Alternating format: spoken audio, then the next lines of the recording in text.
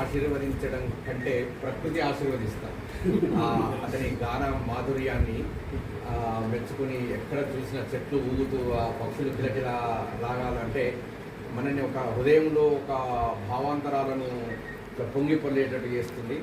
ఆ గాన మాధుర్యానికి తలలు ఊపుతున్నాయి చెట్లు కూడా గానానికి కనువిందు చేస్తూ. నిజంగా మనం ఒక గాయకునితోని ఒక సాహితీవేత్తతోని పరిచయం ఉంటే మన లోపల ఉన్న అనేక రకాలైన మూర్ఖత్వపు ప్రవర్తన భావజాలం అంతా కూడా విడనాడి మనం సహృదయం అయ్యే అవకాశాలు ఎక్కువగా ఉంటాయనడానికి ఇది ఒక నిదర్శనం.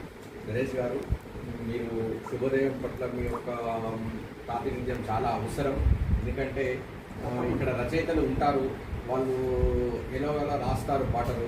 ఆ రాసిన పాటలను మీరు కొద్దిగా సరిదిద్ది కొద్దిగా కొంత దానికి మసాలా పూయించినట్లయితే అది మంచి పాటలుగా మన సంస్థ నుండి తీర్చిదిద్దబడతాయి. మీకు మరొకసారి ధన్యవాదాలు తెలియజేస్తున్నాను.